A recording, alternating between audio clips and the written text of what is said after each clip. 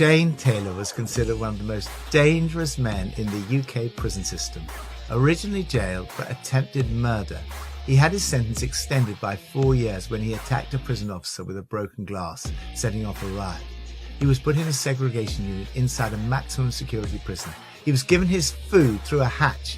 His door was not opened unless there were 6 officers armed with riot shields waiting outside. I feel like if I said something to someone, I then had to follow it through.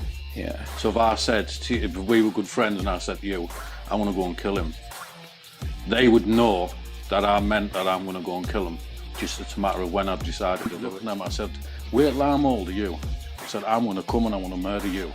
And he went, who are you talking to? And he got me face. I went, go on. I said, do it, because every punch you give me, I want to make sure I kill you when I get older. And so it basically led to me going to prison.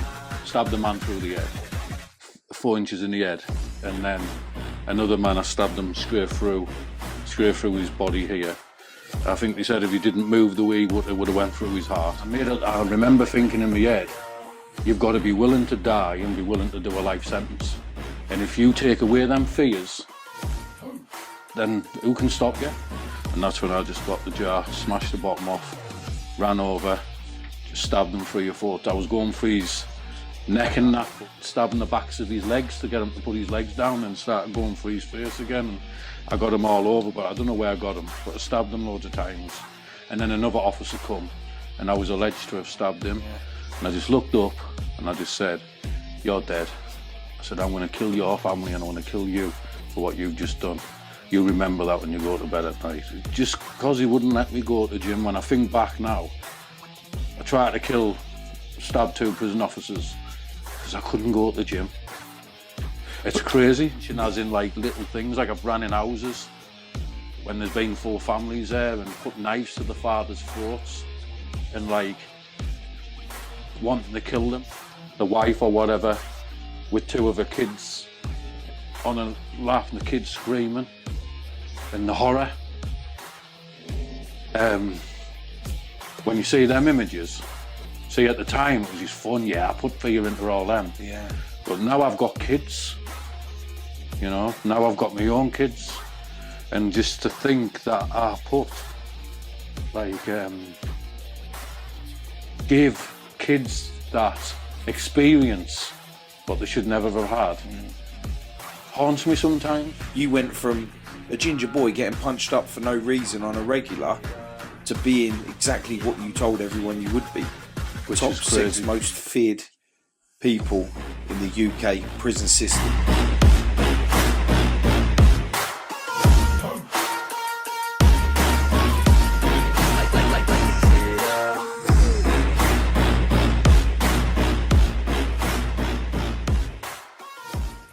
Shane Taylor, special guest. Actually, we've been speaking for a while, Yeah. and you was what I really wanted as part of my podcast channel, just because of where you come from with your negativity, and how you thought as just a machine to becoming more human, more at one with yourself. Your story is a massive turnaround, and for me, I lost my brother to knife crime, and most of your offences was knife crime, and the fact that there was such a massive turnaround gave me some relief within what's happened with my situation to how you've become what you are, and you help and spread a message that's so powerful now, which is what made it so important for me to be able to connect with you.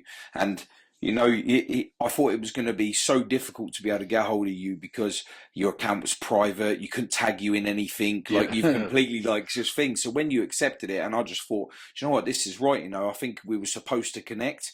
Because I think with your story and your journey, I think you will help me with mine a little bit more after today's podcast. You know what I mean? So, Shane, take us back to the beginning. Tell me what it was all about. Like, where did all this mass rage and anger come from? And like right at the beginning, I just remember being picked on in school all the time, like proper, really bullied. And back then, you know, like, I don't know, ginger hair seems to be a fashion now. But back when I was a kid, it was like a little outcast if you had ginger hair, and you got tortured and bullied and picked on. You used to get chased home all the time. And that was my life as a little kid, really, just always happening all the time, even to the point I remember being on the play yard and being on my own, and one of the lads called me over to the group, and I was like buzzing, got all excited, went into the group, and then they all just surrounded me, punched me in the face, popped my nose open, and I ran off screaming. Wow. And that was my everyday school. So I started running away and getting into bother. And no, I wasn't telling people that that was happening. I just did it by running away and just trying to abscond from school. And while I was doing that, I was getting in with the wrong lads, and would like just in the early 90s, it was like really big in the Northeast for joyriding, stealing cars, burglaries. Yeah. And so I just got in with all the young lads and just started going down that route and become a prolific burglar, car thief, took car chases, steal motorbikes, burgle shops. They wouldn't be able to fit you in a window now, would they? Oh no! Well, that was my life really, basically, when I was really young. And did you feel like when you was committing the crimes, it was taking you away from the reality of you being bullied? Or did you feel some empowerment from it to the point where you was gaining strength to be able to go back and challenge these people? No, it wasn't that. In my mindset at the time, it was just like someone I fitted in with. So going off with them, they sort of, even though they bullied me still, when I think back, but not to the extent where everybody else was. So it was like to fit in, and I was being accepted. They were becoming my friends. And then, because I was so young, you're talking like 8, 9-year-old, even younger. I don't even know how old I was that young. Yeah. But what I do remember is I didn't understand that what I was doing was wrong. I thought everyone did it. Right. Because all my mates who I started hanging around with were all burglars and twackers, and even the older lads were teaching the younger lads to do it. And then if we went and knocked on anyone's door with a stolen, back then there weren't no tape recorder.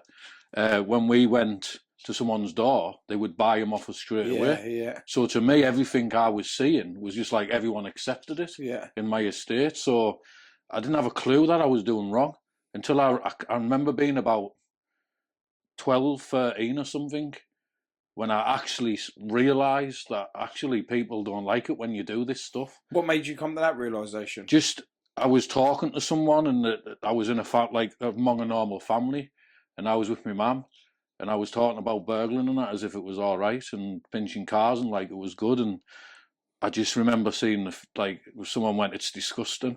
You think it's clever, like doing that. People don't like it when you do stuff like that." And the look on the faces and that, and I just thought, "Oh, this." Not everyone actually this isn't right. And then I'd hear little things, what people talk about and stuff, and then I just started to realise it was wrong. But by then, I was enjoying the rush of it and the buzz and the excitement when your adrenaline's going, when you could get caught and anyone could come in, and the chases off the police become more fun than anything else. And when you're a kid and you're scoring, like back in the early 90s, £600-700, maybe £1,000 sometimes, cash, when you're like 10, 11, 12, was massive. And we would just go around giving half of it away because we were young. That's what a lot of people don't even realise, that, we had this conversation earlier on a podcast with them with Brian Cockrell, and we were saying that you might earn loads of money, but the more money you earn from a non-legit job, you end up giving half of it away, buying drinks, giving it to people, trying to help people out, almost like Robin Hood, taking from them, giving it to somebody else. So you don't actually one up for anything. Well, what used to happen with me is my uncle, when he knew I'd scored, because he was older, he'd come over and tell me I'm his best uncle. Gives a couple £100, mate, and I'd be like, "Here," and then he'd go, "Give me one more," and I'd brag, and then we'd go and buy cars and motorbikes to fly about in, or we'd buy a car and the older lads would drive it about for us and stuff to take us to other estates so we could go burgling and pinching there. And that was just that's all I knew from a kid. Didn't know anything else. I wasn't tough. I wasn't known to, in fact, at that time, up until about 15, 16-year-old, I was just a burglar and a thief, and people would take liberties out of me. Do you know what I mean? And I'd never forget them, though. I just remember I always used to think, I'm going to come one day. I'm sick of this. You won't do this to me when I get older. And I used to just keep thinking that. And I remember a scene, I've never mentioned this, but there was 2 older lads who used to sort of pick on me and get me to go through the windows and stuff like that, and so I could open the bigger ones and stuff. And they'd always take liberties, like if we scored £2,000, they'd give me 20 quid and keep it and say, "Go on your way." And I'd like, "No, I want half." They'd be like, "Go on." And I couldn't do it now because I was a kid. But I did my first sentence and I come out and I was game now. And I remember getting out, and I was no, actually no, it was before the sentence, just before I started getting game and getting mad. I was just getting a bit older, and they were like going on and trying to bully me. And I was in the house, and I just remember looking at him. I said, "Wait till I'm old, are you?" I said, "I'm going to come and I want to murder you." And he went, "Who are you talking to?" And he got me your face. I went, "Go on." I said, "Do it, because every punch you give me, I want to make sure I kill you when I get older." And the other lad, who was looking at me, he was harder than that lad, and he just went, "He means what he's saying to him." He said, "You better sit down and just leave him alone." Yeah. And I never saw them for ages after that. But that was the start of little things, and then I'd start making little packs in my head where I'd think, one day people are going to fear me, I'm sick of this. And it was more a feeling of a number of feelings. I never fit in with anyone. Even though I had pals and had my family, I always used to feel like I was the odd one out and not loved for some reason. I know that feeling. And I don't know why. Yeah, but some people have it because they were neglected from the parents. So I wasn't neglected from my mum and stuff. My mum gave me everything. I got everything off her. I felt the love. Maybe I was brought up a bit different in the sense of, if someone give us a slap and I ran and cry, and she'd want to give me a slap and tell me to get out and fight them, and I didn't want to. So in the end, I stopped telling my mum, because I didn't want to go out, so I wouldn't tell her. So then everything was bottled in. But I just always remember, like, I just never felt like I just was the odd one out, even among my mates. Just felt like I was on my own, and I wasn't the same. I don't know if that's some form of mental health, whatever. I don't know, but I just never felt the same as anybody else. And it just, that was one feeling, a lonely feeling, and just a feeling of being fed up, of being bullied all the time, fed up of everyone taking the mick out of me. And then I just remember one day making a little pact in my head and thinking, no one's going to pick on me again. One day, people are going to know who I am, because I just don't care.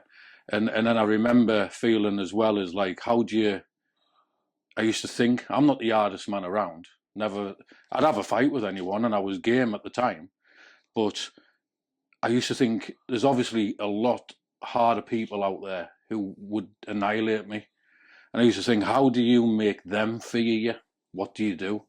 And I remember thinking in my head, you've got to be willing to die and be willing to do a life sentence. And if you take away them fears, then who can stop you? And if they kill you, and at the time, and sometimes I feel like it now, if they kill you, I'm winning anyway, because they take me away from this. Yeah. What's going on in there? The torture, what was going on in there. So it's like, I can't explain what I used to think like, really, because I'm different. That's powerful, man. It's like, I'm just a lot different now to what I was, so it's hard for me to understand what.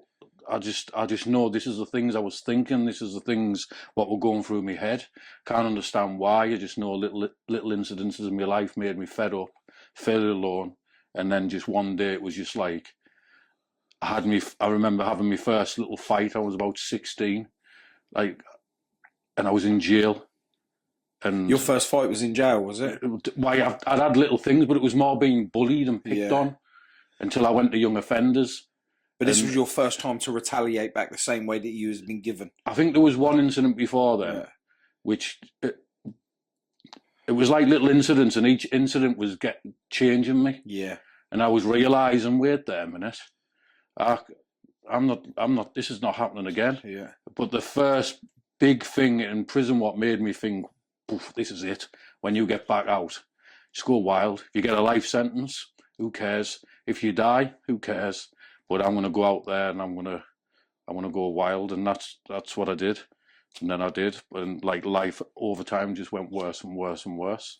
But my first fight in jail did something for me, and that was it. It just made me realise I can fight back, and I can, because a lot of people in jail aren't. We all think we are in jail, but a lot of us are just normal people off the streets, and we go in jail, we'll get this little chip on our shoulder. Yeah. And half of us can't fight anyway. So that was good for me, because I'd have been in big trouble if I went in there and there was a load of rock hard people on. But your name is recognised on the streets nationally, all over the internet. The news, the newspapers, like, your name is so so deeply imprinted in the underground of violence that you become top 6 most violent prisoners in the UK. Yeah. Like that's insane. That's intense. That's like you I, almost would, if you were still thinking that way, you went from a ginger boy getting punched up for no reason on a regular to being exactly what you told everyone you would be. which Top is 6 crazy. most feared people in the UK prison system. Which is mad. Hard to explain, isn't it? Maybe, people believe in destiny or something. No, I don't know. But I predicted my life in my own head. Predicted. I used to say people are going to fear me one day.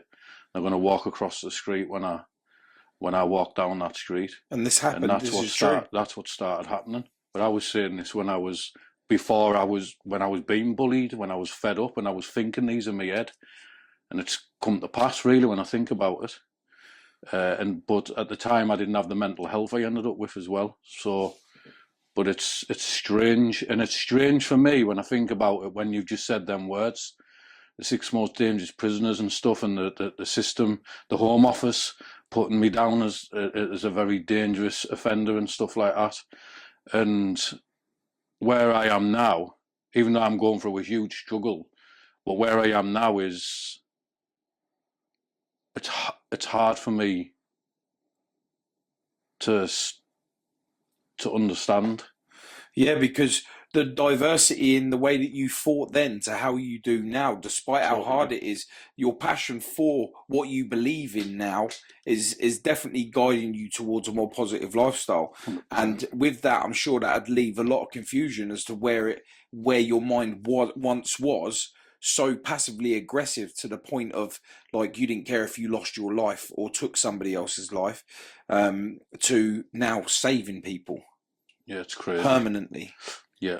And that battle with your mind, because the things that you think when you're struggling with your mental health or when you're struggling with your mindset, is definitely challenging when you're trying to be good, because everyone will try and push them buttons. Everyone will try and trigger you because they don't want to believe that you have changed. Yeah, I've had all that. Yeah. Yeah, and that's going to be a real battle, and I think that's why one of the reasons why you say that you struggle, even still today, so much more so probably, because it's so easy to be bad. It's so hard to be good. Yeah. And to be good, you have to put so much effort in. You have to change the way you think. You have to change your mentality. You have to change your attitude. You have to change on the way that you perceive the information and put it out in a positive. Yeah. And that is difficult in itself, with trying to maintain yourself, to be able to love yourself, to be able to help others, you know, because there's no way in this world that you can help another soul unless you're cured yourself. Yeah, 100%. And not cured to a point where, I'm fixed, I'm totally good now. Cured to a point where you can love yourself enough to be able to help somebody. Yeah. Because how the hell do you expect anyone to pay attention to what it is that you're trying to do message wise, if you don't believe it yourself? If you don't believe in you, how can you expect someone to believe in what you're saying? Yeah, 100%. Yeah. Can't disagree with that. And it's perfect, really. Yeah, and this is something that is recent to me. I'm starting to open my mind up to the universe and everything else that comes with it, you know. And Michael was a massive help for me. Meeting him, Michael Emmett, a friend of both of us. Great, yeah. And that guy, oh my God, he just he created my mindset in a totally different way, and I love him for that, and I always will do, you know. And very humble, loving, very, loving man. Absolutely. And like with him and listening to the way that he speaks and taking that love from him has been able to help me do more stuff with my podcast, reach out to people like yourselves and other people that have now found religion, now found faith in themselves, not just so much the man upstairs, but within themselves, to be able to do exactly what we're doing now. And that's spreading the message that all of that shit does not pay off. Definitely. It's not worth it. You're putting yourself into such a struggle. You're causing such destruction. And when you do end up coming to terms with who you truly are, without fear of being judged for being weak, for being a pussy, for being anything that resembles you, to not be a man, you've got to be able to come to terms with that before, because if you don't, people are going to make it fully aware. They're going to start picking you. They're going to start pulling you. Yeah. And if you don't believe in it, then it's a journey that's well and truly wasted, because when you do explode, the world will know who you are and why it's happened. Yeah. You know, humanity is disgusting because we allow ourselves to be disgusting. But if we turn that and flip it to a positive, how much better would the world be? Oh, it'd be unbelievable. You know, would you feel stressed? Would you feel pressed? Of course, man. You'll still have the daily stresses. You'll still have the problems that you have. You won't get on with everybody, but at the same time, whatever they're giving to you, it's your responsibility to be able to turn that around into a positive, manifest it correctly, and put it back out. Yeah. You know, treat people how you want to be treated, right? Mm-hmm. Yeah, so it's absolutely crazy when you do look at things like that. Like, I'm very deep when I come to thinking about stuff, especially like after losing my brother. You know, I started reaching out to a lot of people. People say to me, "How do you talk to people that have committed knife crime offences? Is it really hard for you?" And I think, like I said to many people, if the message is pure and their intentions are real, it doesn't hurt me, because you're not the one that stabbed my brother. You're not the one that killed my brother. Yeah. You was committing your own acts with different people, so I can't feel pain from what you've done to others. Yeah. I can only just see the reason in who you are now today, and that's how I accept you, how I accept you as a person, how I accept you as a friend, how I accept you to move forward, to being able to, you know, help the people that you're helping with your message. You know, I mean, God, this is your book, your DVD. You turned up with a box full, like literally a box full of these books, and now, like I said, just give them out. It's about the message. It is. Yeah, and I never really, like, I knew that you meant it. Yeah, 100%. And as soon as you said that to me, I smiled inside, and I was like, do you know what? I like this guy. I mean it that much that I pulled out of making any money from it too. So at first I was in on it, and then I just felt like, I remember when I first got out of prison and I made a prayer, and I actually said, and I forgot about this, and remember I've been out for years now, and I remember praying, God, if you publish me in a book or anything like that, I will not take any financial gain. Forgot about it. The book come along, and at first I was making it, and then that you remembered that prayer I said kept coming to my head, and so in my head I feel like that was God reminding me on, remember what you promised me. And so I went and I've pulled out of the book. I get nothing from it, and it doesn't matter to me. I'll still publish it. I'll still send it out. You might not get no financial gains, but what you get from it is the message. The message, and that's what's important. That's the purest thing with any of it. Like all my podcasts and everything, people go, "How comes you got into podcasts?" I said, "Because it's about the message." Definitely. You have to understand the message to be able to appreciate the podcast, you know, or anything that we're saying. If you don't get it, you'll come on with your negative comments. Oh, look at this fool! If I ever saw him on the street, he would never say. You always hear this. There's some 12-year-old virgin from the back of a mum's bedroom, like writing stuff on like a bad man, and you get this a lot, and you just think to yourself, you're really putting yourself in danger. Why would you purposely put yourself in such a negative thing? You're on the internet. You can be found. Yeah, and this is the dangers. They don't realise what they're doing. Like, you can be found. Like IP addresses. Yeah, it's absolutely insane. Yeah. You know, people are whizzes now on computers. Like, you're not invisible. You might set up a fake account. You might send you messages, but their messages cut deep, especially when someone's trying to be more positive, stay on track. Them are triggers. You know, they're triggers to make that person completely change. And that change, you don't want the danger that comes from that. Yeah.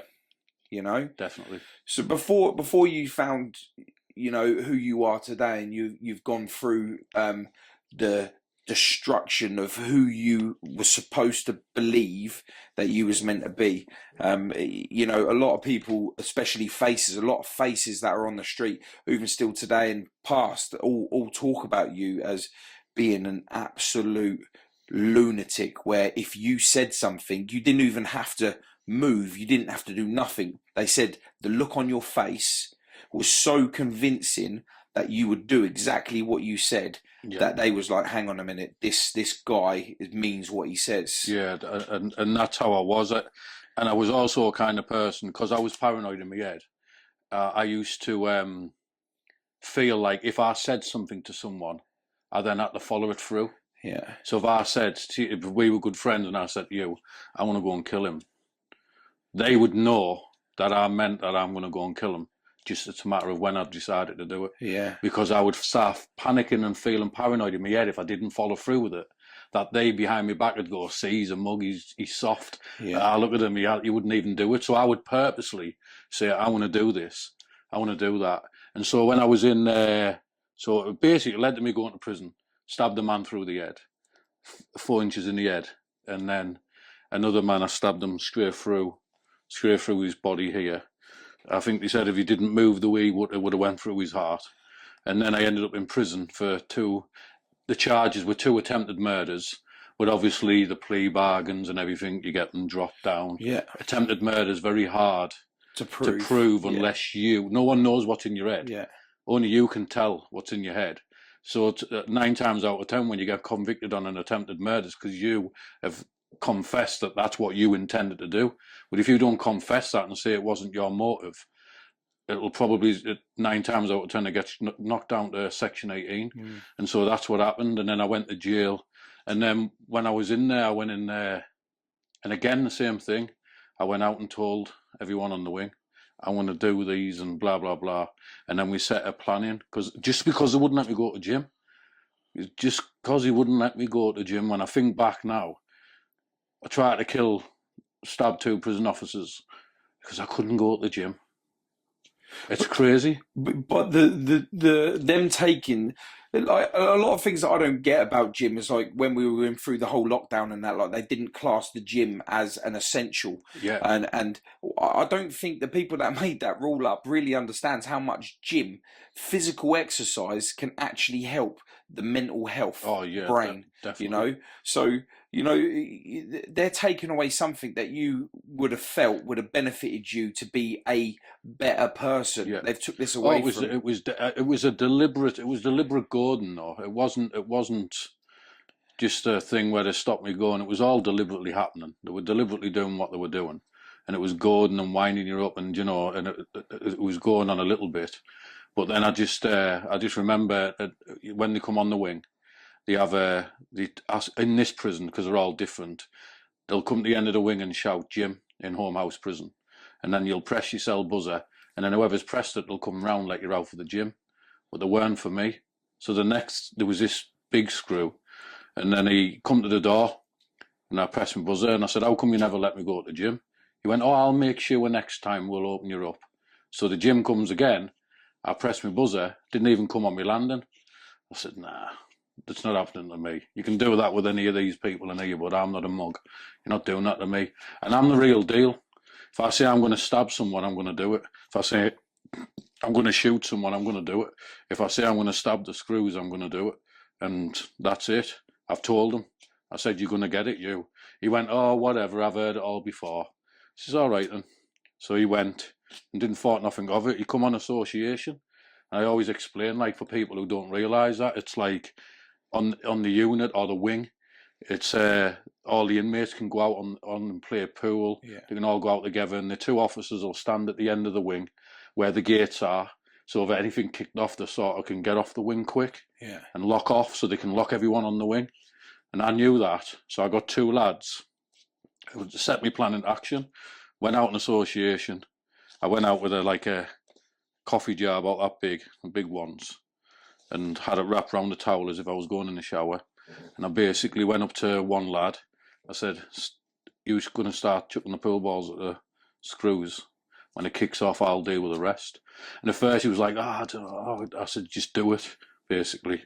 And then I went to the other 2 lads, and basically I said, "Go to the gate, go and stand to the prison, talk to the prison officers, talk with them, keep them comfortable. As soon as it kicks off, stand in front of that gate. Do not let them get off the wing." And then they did. They went over, they were chatting away, and he started chucking the pool balls. He got up to run, like to get off the wing, and they jumped in the front of him, stopped him. When he realised he couldn't get off, he pulled his baton off and ran towards the inmate who was chucking the pool balls at him. And that's when I just got the jar, smashed the bottom off, ran over, just stabbed him 3 or 4. I was going for his neck and that, but when people put their hands up, so I was catching him in his hands. So then I started coming upwards into his stomach to try and get him to move his hands. But instead of him moving his hands, he was lifting his feet like so his legs were up. Yeah. So I started stabbing the backs of his legs to get him to put his legs down, and started going for his face again. And I got him all over, but I don't know where I got him. But I stabbed him loads of times. And then another officer come, and I was alleged to have stabbed him. And I say alleged because you go into a frenzy after that. Yeah. So you don't know what you've done. Yeah. So I don't know what happened. So he could have been in trying to save him, but you've and just I've just caught him. him. Yeah. So I don't know what happened, but he said that I stabbed him up as well. And they did that. Sky, you got down across That was like my bone, and then I got me on. So what they did is when I was handcuffed on the floor, this must have scared them, this actually. In fact, I know it did, because I've spoke to one of the officers since. They had me on the floor, and they had my hands.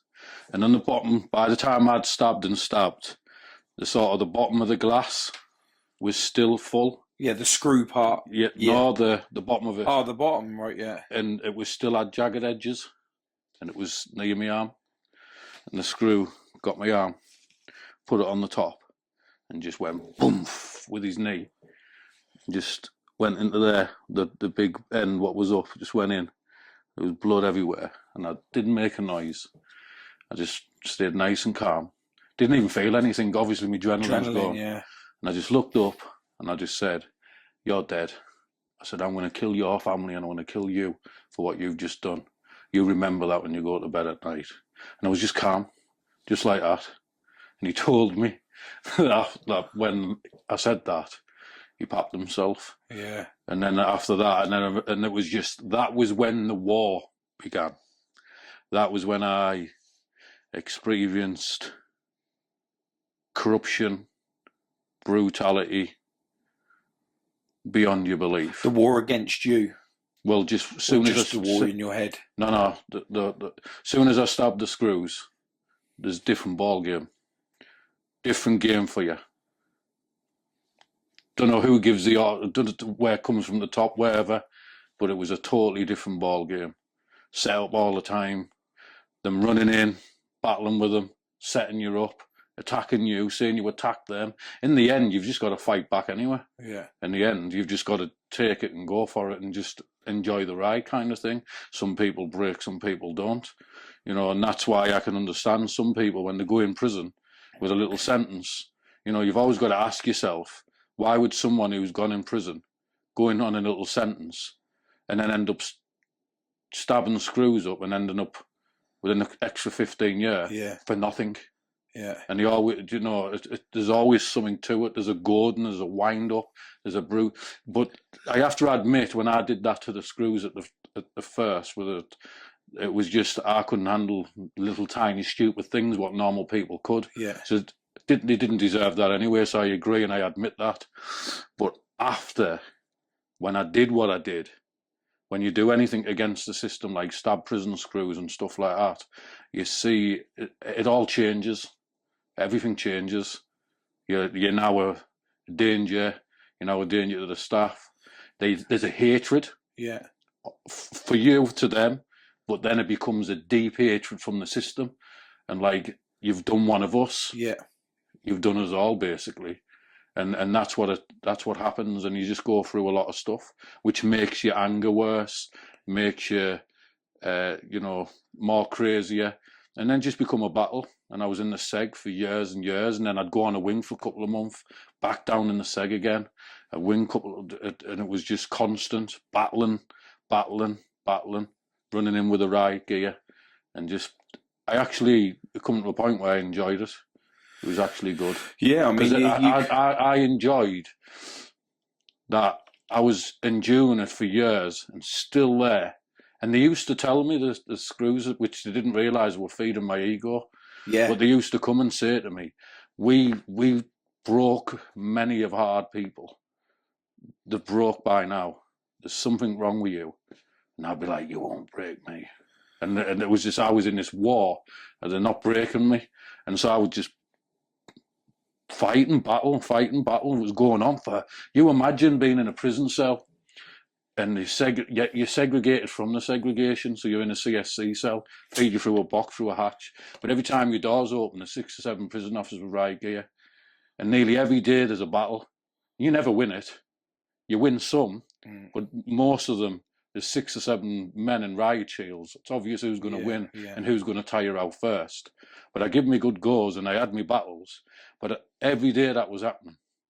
And I was still charging at them when the door opened, still battling. And they just, they used to come and say, there's something wrong with you. They try and send psychiatrists and that because they couldn't break me. And I used to feel proud of that.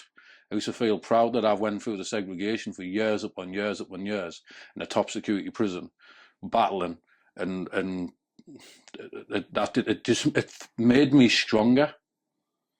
This might sound absolutely crazy, but in my head it just made me stronger. That it just made me think more, but that they can't break me, and just made my mind stronger inside. Maybe in a mental way at the time, but it just made me think, nah, you're not But I getting it. bet that all the times that you were down in Seg and they were beating you and they wasn't breaking you, one, that you wouldn't allow them to see that they'd broken you anyway, because that means they won and you lost. Oh, and yeah, you wouldn't have had that. Yeah. But every time they let you for a breather up on the wing, the power that would have been created from you landing back on the wing. Oh, fuck, Shane's back. Like, that must have just been like, I can go and do another year down there now, just from that one entry back onto the wing. It's a bit different. Maybe it'd be like that in normal jails, but when you're in the top security dispersal prisons, you've got to remember everyone's dangerous.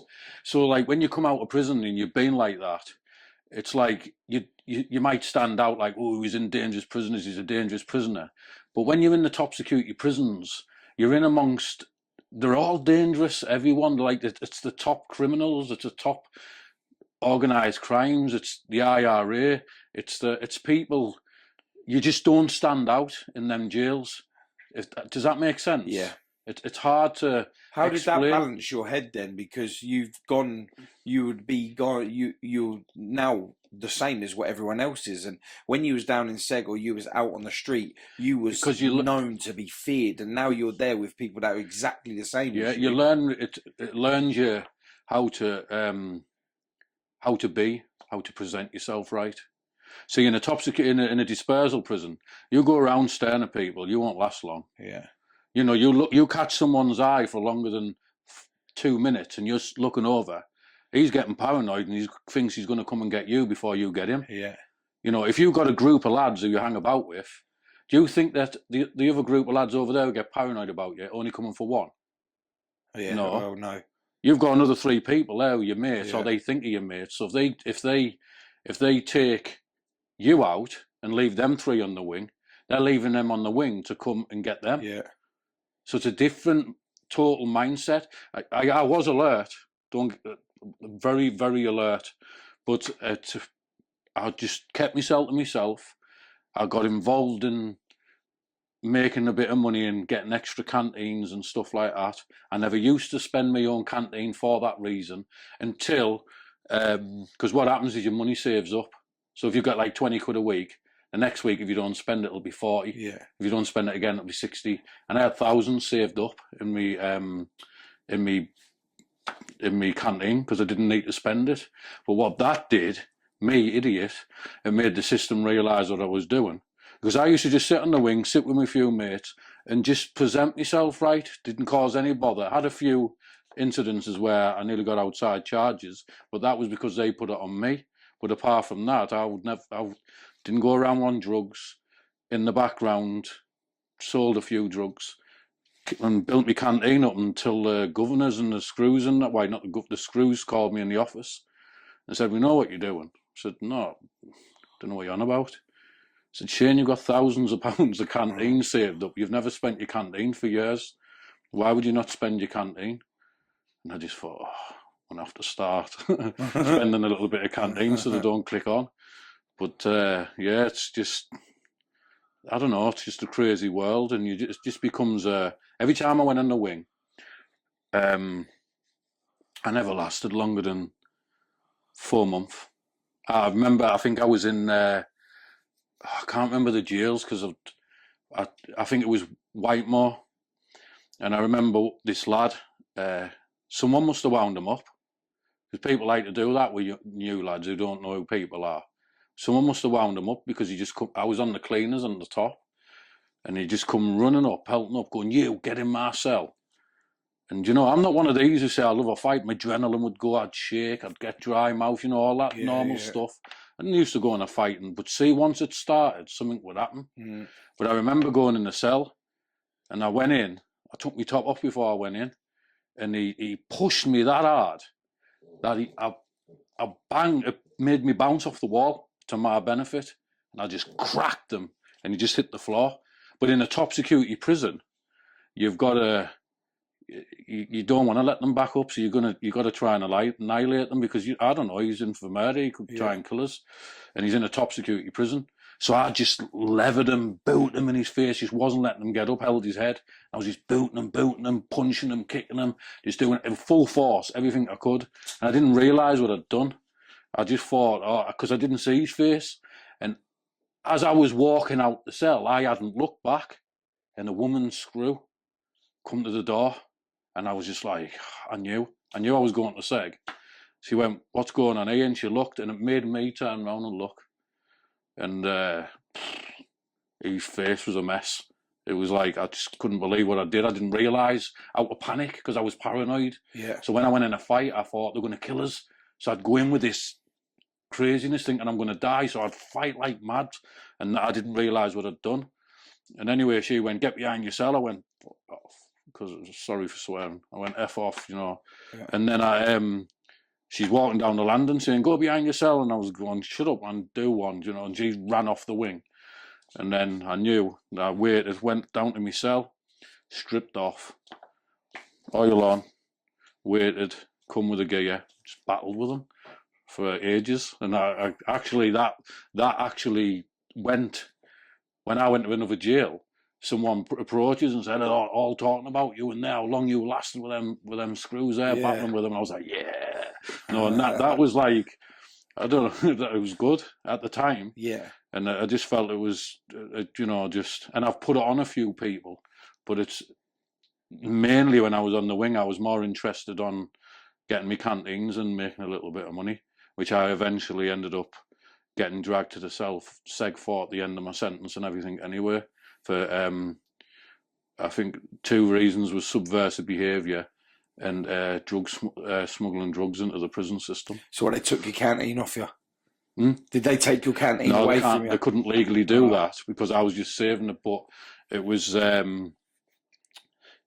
just, there was an investigation what was going on when I went into Parkhurst prison and come on top a little bit. But it was small scale to what they wrote in the security or whatever, and the way they were portraying it was as if I'm like Al Capone or something. And it was street level stuff in prison, but the way they like to do, they exploded into something it wasn't, which made it 10 times worse for me. Of course, pinning that on you being the problem that you was towards the system and their fellow comrades when it come to working. Like screws and the prison system, you was to get pinned. Yep. And another incident which the system still to this day will believe it was because of me. But a prison guard in Durham prison got slashed. He got his face scalped, got 46 stitches across his face. The lad who did it was my mate who I grew up with. And I'd not long been in Durham prison before then, and I actually did threaten them. So you're going to get it, but meant nothing of it. But my mate, in his mental health, and he looked up to me, I'd stabbed the prison guards. So he wants to be like me. So he wrote a letter to me, and he's put in the letter, not meaning it the way they put it. He's put in the letter, I've done it. I've done the screw. So it almost sounds like you've asked him to do it. I've ordered so I didn't even know about the letter until I got called in the office. I got called in the office saying, nice little message for you there. I was like, what are you on about? Went, your mate slashed the screw, given 46 stitches. It's like, I didn't even know he did it. Because he's in a different jail. I'd never seen him for years. Did he do it for his reasons, or did he do it to please you? He did it for probably his reasons and to please me. How did that make you feel at the time? Yeah. Well, I'll tell you what I did feel. I remember thinking, I'm glad the system think that, because now they'll think I've got some power and can get something done about it. And so, to be truthful, a lot of things did change after that. But as in, like, physically, they would set me up a lot rather than be doing the physical stuff. But yeah, I just remember, when I look back at it now, is being a role model for people to stab people and stuff like that is just sad, really. It's just sad. But at the time, it was good, and I felt good. I didn't care. It was one against the system. Not that I got it done. I'm just saying that he did it. In my heart at the time, I'll be, yeah, we got one against the system. One of my mates did it, so that's good enough. And that's how my mindset went. That's how your mindset goes. It just goes into the system. You get lost in it, and if that's all your life and you just keep going down it, because prison for me at first was like going home, because when I used to go in the young offenders, it was half my mates from outside who I grew up with on my estate were all in there. A lot of people do say that have, a lot of troubled people that find it hard to adjust to the outside world do like to go to prison because they're around their people. Yeah. Because everyone that they felt comfortable with in the outside world has all gone to jail. Yeah.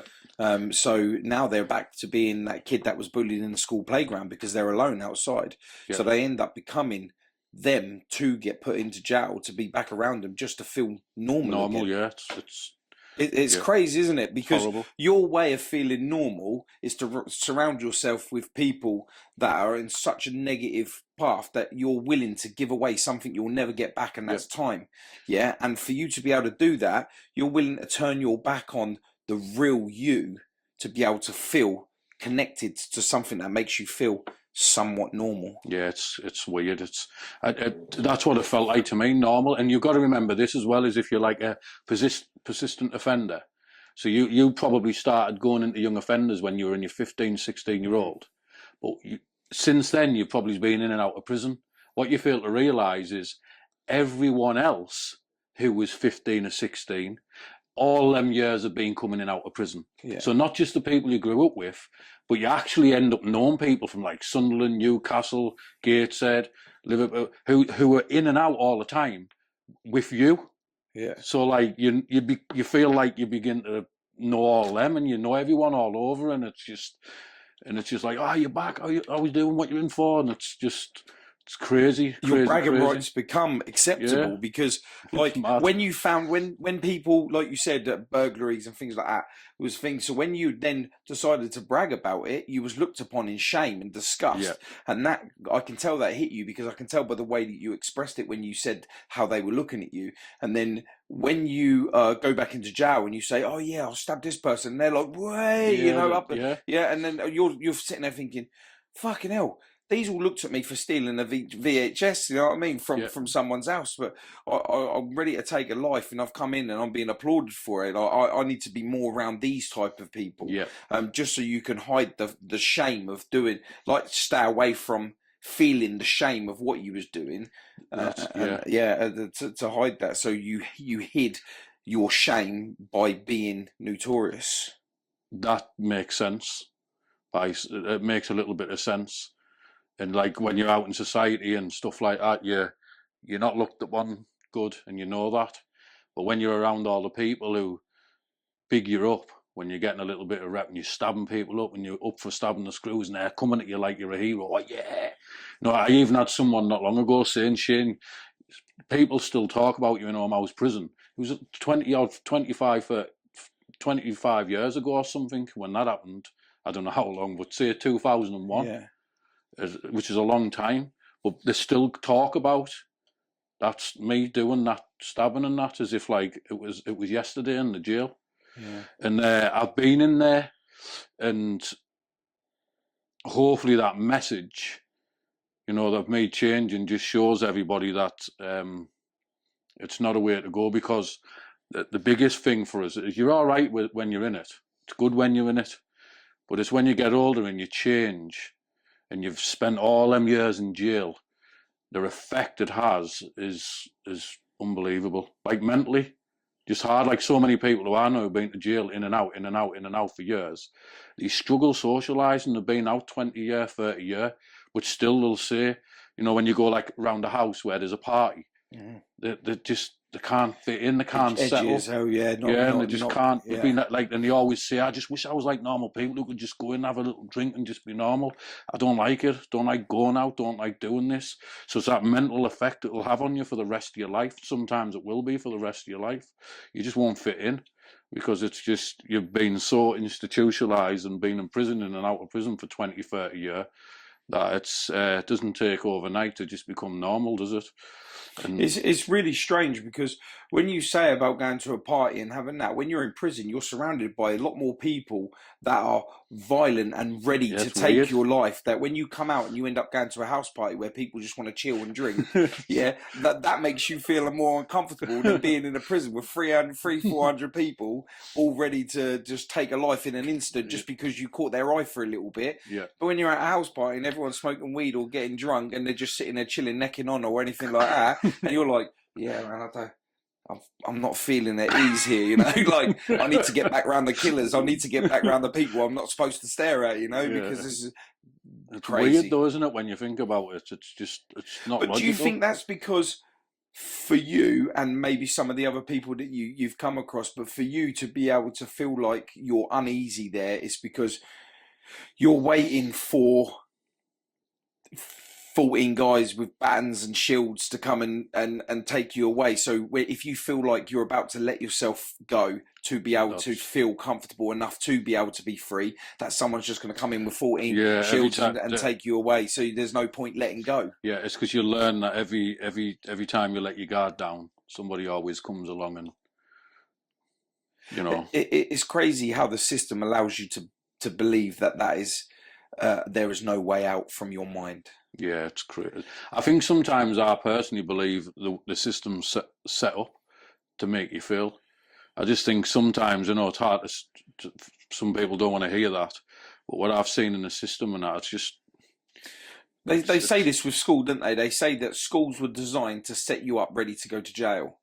You know, the bell in the morning, go to you can be let out of your class. You're not allowed to go nowhere. You have to. You can go to lunch when we say. You can go to play when you say. And a lot of people, you know, a lot of people that do look into the conspiracy of education and school, they do put it down pretty close to prison, minus the manhandling and the batons and stuff. Depending on, obviously, if you was in a home, that would be more like prison, I guess. Yeah. Because you know, if you step out, they'll deal with you in that way because it's behind closed doors. There's nothing you can do. But I guess in a public school you can't because you have to deal with the parents. Yeah. You know, so I guess the only thing there is that's different is the fact that the parents have got the rights to be able to tell you can't do that to my child. Yeah. Where in prison they haven't got no rights to tell you. Yeah. You know, because it could be locked away, it could be kept within in-house. There's nothing. Whatever happens. If you end up getting beaten to a point where you can't even recognise who you are, they can say there's no visits today, and you just think, oh, it's done. So they can literally lock you away until they feel like you're ready. Yeah. Yeah, been there, had it. So how much time have you spent in jail? Wow. On and off since 2007. So you're talking, I was sentenced with a 3-year sentence. I was the first person to get Section 53 when I was under the age of 16 or 15. And what that does is it gives the judge the power to sentence an underage child to more than a 2-year sentence. And I got sentenced to 3 year when I was under 16. And that was my first, I went to Acre Secure Unit when I was a kid. I was doing a burglary and the police officer come, he said I tried to stab him. And so I got done for aggravated burglary. And that was when I was 15, I think. So just, then I did about 18 months for that because it was, if you got, I don't know if you got, it'd have been about 3/4 of it. So what was 3/4 of a 3 year? And I'd have been out about 6 months. Then I was in again. And then I was out and then in for another 4 years or something. And it was just like that. I was never out longer than about 6 months. What was your longest sentence? My longest sentence was my last sentence, which was 8 years, 9 months. And that was for the stabbing in the head or? No, well, it was when I stabbed someone in the head, and then I got knocked down to Section 20, and then I got the other stabbing, and then I got knocked down to Section 18. I went in jail for 4 years for that, and then I stabbed the screws, and then got another 4 year, 9 months on top of that. Because wasn't the And stabbing that was in the head, you ran off afterwards with the handle still in your hand, thinking that you had the knife. Yes. Yeah, I remember watching it, and I was just like. But the lad who I did it to, he was well known for being a bit of an awful lad himself. Yeah. And he'd just getting out of prison for stabbing someone through the head. So, and he's a bit off it, and he's doing life now. Actually, is he? Yeah, he's doing a life sentence now for murder. I think it's the three strike Section 18 thing. So he's on that now. Have you ever these people that you've stabbed, and the prison wardens, and you said you spoke to him, and the guy who had his face slashed by your friend and that lot? Have you spoke to these people since you've changed? Well, I've spoke to the prison officer. I've been in the prison. I used to go in the prison where I stabbed the prison officer when I got out and become a Christian, and I started going in there doing a course, Alpha course, a Christian course for the inmates, and then he got called up to the office, and I said, he come in, I just remember him coming in, and I just said, look, I'm sorry. I just said, I'm sorry for what I've done. And he just held his hand out, and he said, I forgive you. Wow. So I can tell that is very emotional for you, and you know what, you've got me right now as well. And I guess you probably didn't expect that from him. You probably expected him to say, fuck off, you're a divvy, do you know what I mean? Like, you stay away from me. But the fact that he opened his hand like this, you say, when you've done it, you opened your hand like this, and that is acceptance. That is power, that is acceptance. And the fact that he's accepted the handshake from you to say that he forgives you, that must have really blown your mind to the point of like helping that change become even more possible. Yeah, definitely. Just help in so many ways. Unbelievable. Just show, one is like my faith, just showing me how powerful God is. And two is just the remorse that you have to face. See, this is what I'm saying, when you're young and it's all fun. You're going to get older one day, man. That's what I always say. Mm-hmm. And you change, your mentality always changes. Sometimes you might not even change from being a criminal, but what your mindset's like now is not going to be the same in 20 years' time. 100%. And the things you've done as a kid, you're going to be older and think, oh, and cringe at them. And that's the same principle. It's like the thing, your mindset now is not going to be the same then. And I've got to face it, because for me, it was like overnight. I've done things I'd never mention. Like, I could mention as in little things, like I've ran in houses when there's been full families there and put knives to the father's throats and wanting to kill them, and my mate actually thinking, oh, pulling me back, and then looking and seeing the woman, the wife or whatever, with two of her kids on a laugh, and the kids screaming, and the horror. When you see them images, see, at the time it was just fun. Yeah, I put fear into all them. Yeah. But now I've got kids. Now I've got my own kids, and just to think that I put give kids that experience what they should never have had haunts me sometimes. Yeah. I know I'm forgiven, as in a Christian, and God forgives you, and I believe that. And sometimes I sort of believe God keeps me with these. And I know some Christians might think, well, why would he do that? But I just think it keeps me right, keeps that remorse, keeps me realising what I've done, so that when I'm slacking or when I feel like falling from God, he reminds me of this stuff. And I don't see nothing wrong with that. It keeps me in forgiveness, and it keeps me in You're going to get through times where you're going to feel like your faith might slip from you a little bit, but the reminders that he's put in there for you. I mean, you found God in prison, Yeah. and the journey of you finding him truly did create a light behind your heart for this. Definitely. And you can tell that you have remorse in what you've done, and I believe that it wasn't the real you then.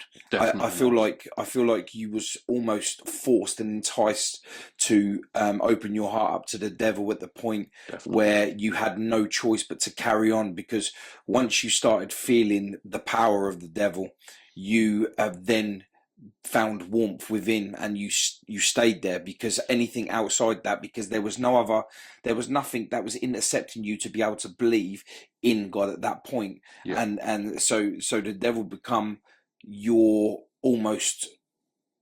fire to be able to be somebody, not even realizing or having no one be able to step in and go, hang on a minute, this is better, this is the way, come this way. And you'll feel like the warmth that is not done from the fire, like you'll feel the warmth from the good, you'll feel, and you never had that then. See, for a long time I feel like you might have been lost within that, and because of that, destruction was caused.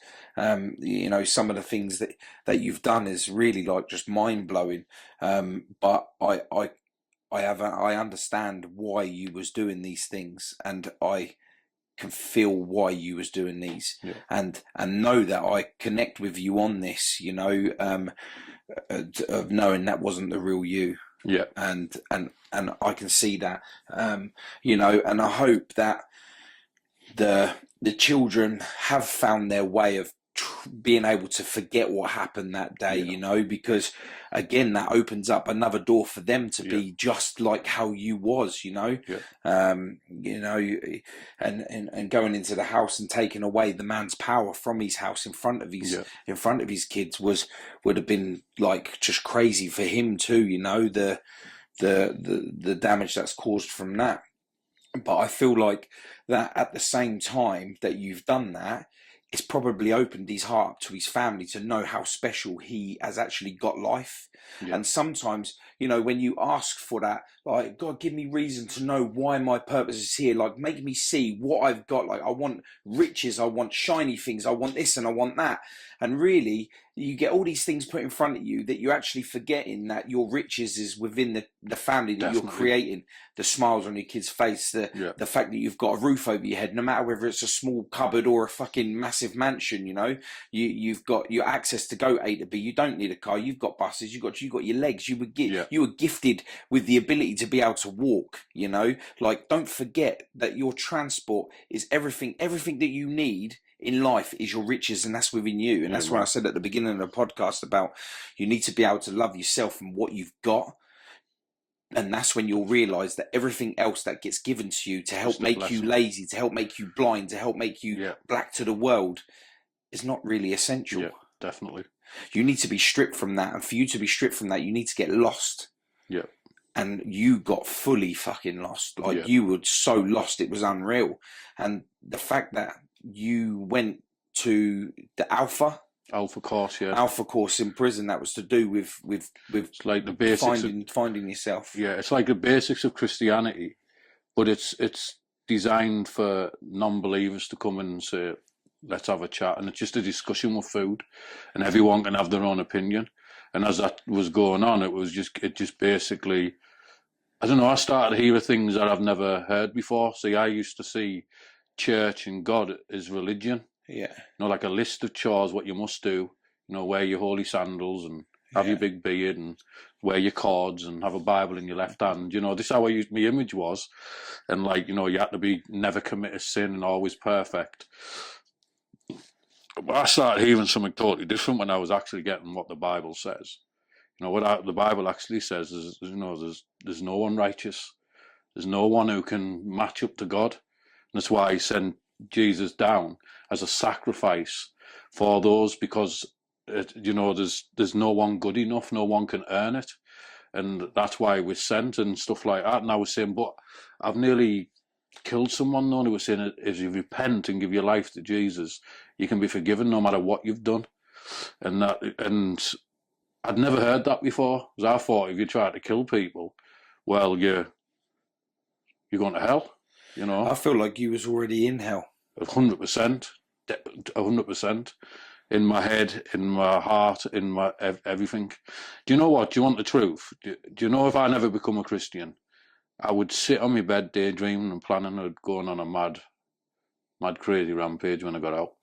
There was 2 prison guards on. There was all my enemies were on.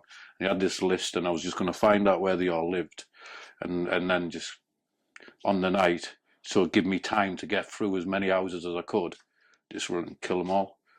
Because I didn't care, and I thought I'd get life. And I'll go out big with that. Yeah. That'll put me in the international news. Swipe them all out, you know. And that's how my mind used to wander off. I used to just daydream about killing people, and it's scary for me when I think about it. I just don't understand. Like, now I'm normal. I can't, like, the things I used to think about, I just think, I cringe. Like, yeah, I once heard cringe. that you watched a certain film, and in the film there was it's a notorious film, and a guy was in the boot, and when he was stabbing the person that was in the boot, you could almost hear the sound of the knife plunging in and out of the body, and I was trying to put myself in that position, and I can sense the obsession that you had with the whole movement, the whole, like, just the whole procedure of it. You literally went into depth of your mind to be able to, like, the blood coming off the knife, the sound of it as it entered, the sound of it as it exited, you know. I remember it, and I was like, God, this guy surely can't be saved. And then I carried on watching your story, and I was just so empowered by you as a person, and think to myself, this guy found it. He found the exit to hell, and who you are now, different person. I'll take my hats off to you. It's just, I've got to pinch myself.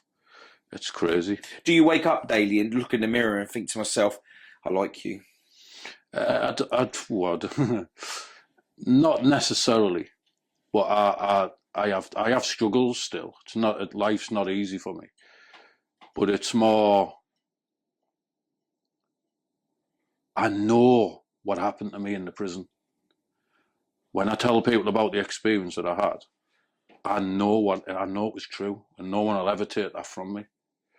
And so it's having that knowledge of no matter who, what, where, I know God's real, and I'm going to heaven.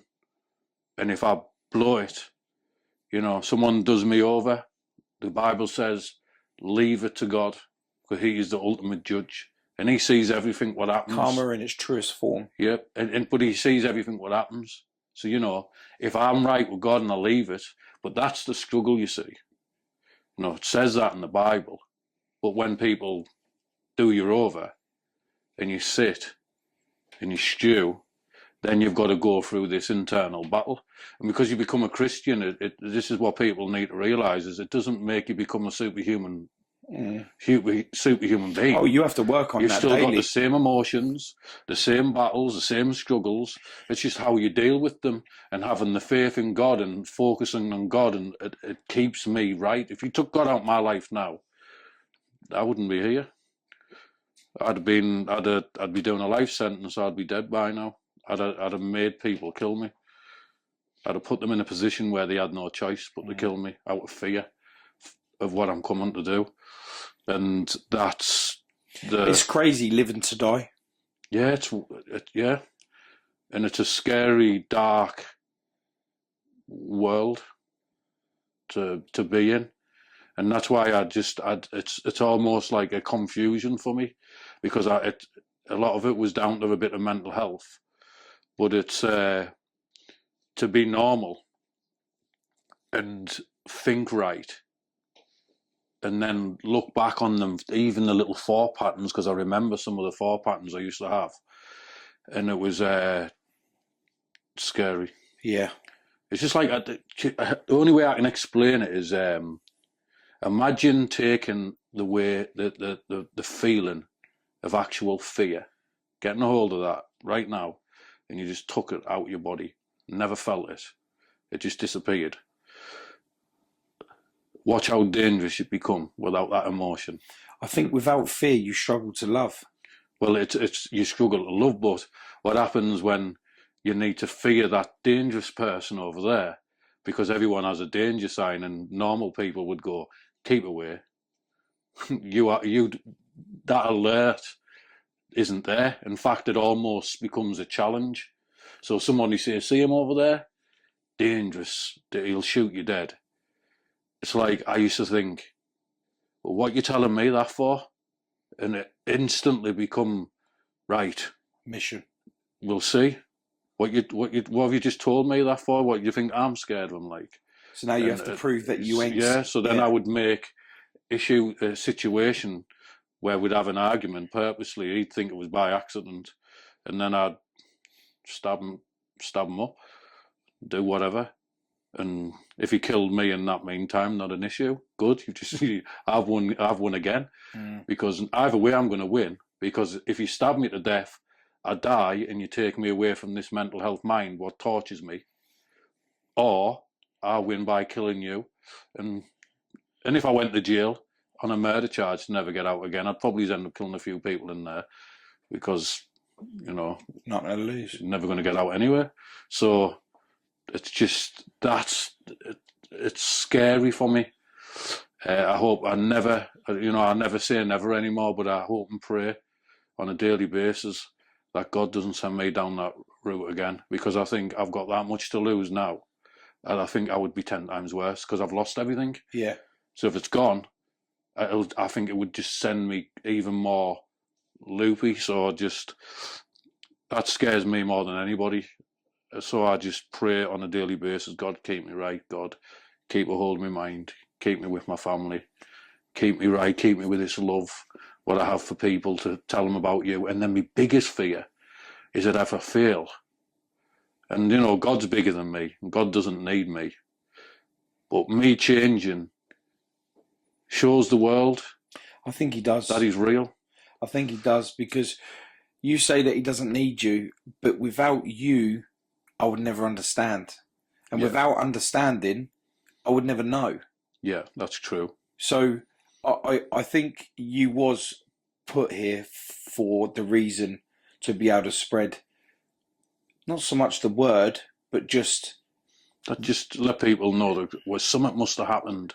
Because that's what a lot of people who knew me back in the day and knew the look in my eye, when they saw me when I become a Christian and they see how I am now, they can't, some of them have said, like, there's got to be a God, something's got to have done something to you, because we know what you were like, how can you just change like that?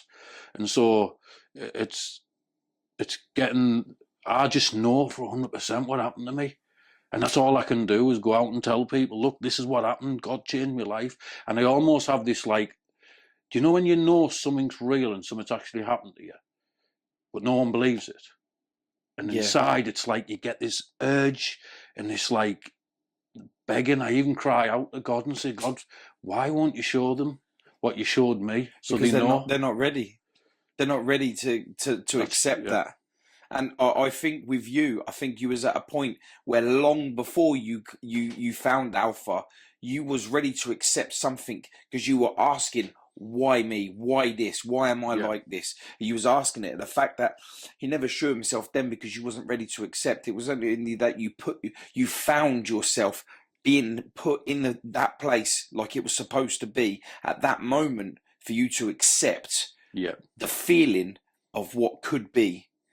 And did you feel him, or did you feel the real you at that point? Mm-hmm. And then sat there and think, well, if I didn't open up to you, I would never have felt me. So this must be you. But deep down, it was you, because he could only open your eyes. You had to have that feeling. He couldn't give you that feeling. It had to be you to feel the acceptance of what you're ready for, the next step and next journey of your life, which was accepting him in. But for you to be able to accept him, you had to accept yourself. And I think at that point you accepted yourself long before you just needed something else to fight for. It's sort of, I don't know, because up until I had the experience, I was still actively in my criminality, actively doing everything, actively still had my plans. And then when I was prayed for, I had the experience, had this feeling what I can't explain, shot up my body, and it was like an instant, cried my eyes out, instant a remorse feeling, what I'd never felt before, I don't think. Instant, I acknowledged that it was God, but I had all these emotions, what were kicking in, that I'd never had. But up until that time, I wasn't accepted of sort of, do you know what, I think I can go back a little bit, and I might have been, because I remember in my prayer, when I actually did pray to God on that time when I had the experience, and I said, God, I hate who I am and I hate who I've become. So it's at some point I've acknowledged that I don't like who I am, if that makes sense, for me to even say that. Yeah. Or why would I even be saying that? Yeah. So Because you're trying to get an understanding of why. Yeah. Why have I took this form? Why am I this person? Because I know that I ain't. And you're proving it today that you wasn't. Yes, that was you at some point. Do you want to grab that other water there? That was you at one point, yeah. But now, yeah, you've accepted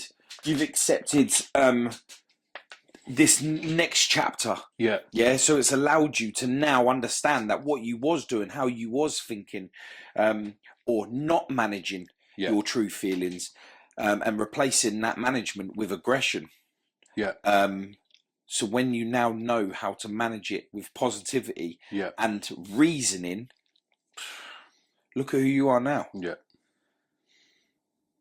You know, you should have seen us in the jail as well. Like it was like, even the officers, like, it was that bad. I'll just give you the change. Like, I remember getting up one morning, I think it was in Whitemore, and I was walking to you just got up, you're half asleep. This is the tension. And I remember walking to the surgery, coming back, went in the cell, about an hour or something after, about 5, 6 prison screws come in. They were like, oh, what's up? I was like, what are you on about? They went, oh, we feel like you've got a problem. I said, what? He said, oh, one of the officers said hello to you when they walked past and you never replied. Is there an issue? I was like, no. I said, I was half asleep. He went, oh, so there's no issue. And I was getting mad because they were creating an issue. Yeah. So as they're going on, I started saying, listen, mate, I said, you're creating an issue now, though. I said, because I'm getting mad now. I said, I've told you about 10 times. There isn't an issue. And, like, that nearly led to something as well. But that was the tension. We didn't talk to the officers. They didn't talk to us. It was just tension between us. If they would sort of try and study you, you know what I mean? If you looked off or seemed off, that's why they would ask you a question, you see. That's why they'd say, oh, you're all right. And you'd go, yeah, you. Well, it's as much as it'd get. Oh, yeah. But if you didn't talk or you didn't do out to them, that's the test, you know what I mean? Oh, something might be wrong here. Oh, have we done something? And it was like, it's a constant thing like that. Yeah. Where when I become a Christian, the same day, I ran on the wing with the Bible. And I jumped in front of the screws and I was going, Jesus is real, he set me free and all that. Started preaching to them and going on, do you know what I mean? They must have thought, what the fuck? Yeah, they thought I'd lost it even more. But the number one governor, I think I had about 9 months left, maybe a year left or something. The chaplaincy come and he just said, oh, the governor wants to have a meeting with all the professions. And he's asked if we could come and ask you some questions. So I went down with the chaplaincy, sat down, and the governor was at one end. He had like probation, social services, imam, whatever religion, rabbis, head of security, all around this thing. And he just said, do you think you'll go back to prison? And I just started preaching. I was saying, Jesus Christ, he's real. If he wants me back in this prison, I will come in. But if he doesn't, you know, just started going on and on. And afterwards, about 15 minutes, they must have been all planning not to ask me a question. And after about 15 minutes of just going on about Jesus, he went, does anybody have any questions? Or I went, no, you're all right, put the heads down. And I was just running around the wing. These officers were no longer the enemy. And here's another thing I realised what happened. I started getting logic and common sense and realising that I was the problem. Yeah. So I always blamed the grass who rang the police on me. I always blamed and hated the police officers because, well, they were arresting me. And I always blamed the screws because of me being in jail and everything I've been through. And I just, like, for the first time started to sit there and think, what am I doing? Like, I'm in prison because of me. Yeah. I committed a crime. I'm in prison. I'm being mistreated by the prison authorities. What did I expect? I stabbed 2 prison guards up. What did I think they were going to do? Come in, pull me shoes off, tickle me feet and make me a cup of Nescafe. It's quite, I just start to look and think, wait there, I'm here because of me. These are all happening because of my actions. And just started having like a not a dislike towards the system.